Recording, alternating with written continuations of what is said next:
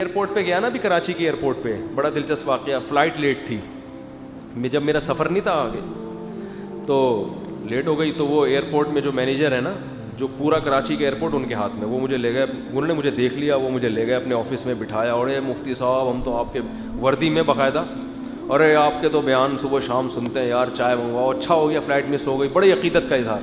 اب ایک بڑا عہدیدار آدمی ہے, لیکن اگر کسی عالم کو عزت دے رہا ہے جس سے اس عالم سے اس کا کوئی مفاد بھی نہیں ہے, میں نے کیا ان کو 5 روپے بھی نہیں دینے نا, ٹھیک ہے, تو یہ ایک عزت کی بات ہوتی ہے. تو پھر انسان تمیز سے بات کرتا ہے ایسے لوگوں سے کہ یار ایک آدمی صرف دین کے علم کی بیس پر. تو انہوں نے کہا, بڑی خوشی ہوئی مجھے, تو اس آفیسر نے کہا آپ کے بیان شوق سے سنتا ہوں. میں نے کہا پتہ نہیں کیا سنتے ہوں گے میرے بیان, تو انہوں نے لگا دیا. انہوں نے کہا یار ایسا دماغ فریش ہو جاتا ہے نا. اچھا ایک اور آفیسر آ کے انہوں نے کہا میں بھی سنتا ہوں. میں نے کہا میں نے ویسے ہی پوچھا کیا سنتے ہیں, اس نے کلپ لگا دیا.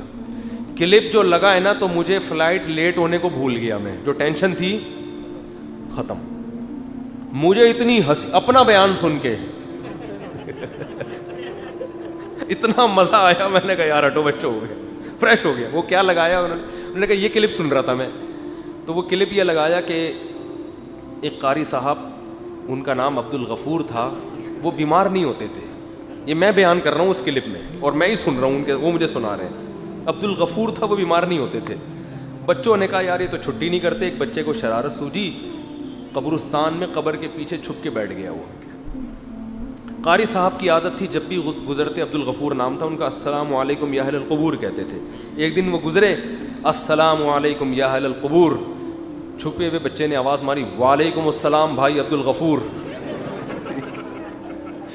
اب عبد الغفور صاحب بے ہوش. اس نے کہا لے بھائی ایک ہفتہ تو کم از کم چھٹی ہوگی. تو وہ اس نے مینیجر نے کہا یہ سن رہا تھا میں.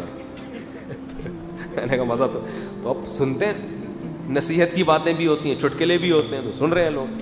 تو اگر کوئی بڑا آفیسر چائے پہ بلا لے, بیٹھ جائے, یا وہ بار بار اصرار کر کے آ جائے اور پھر تصویریں وائرل ہو جائیں, تو اس کا مطلب یہ نہیں ہوتا مفتی صاحب بوٹ پالش ہی ہے, ٹھیک ہے نا.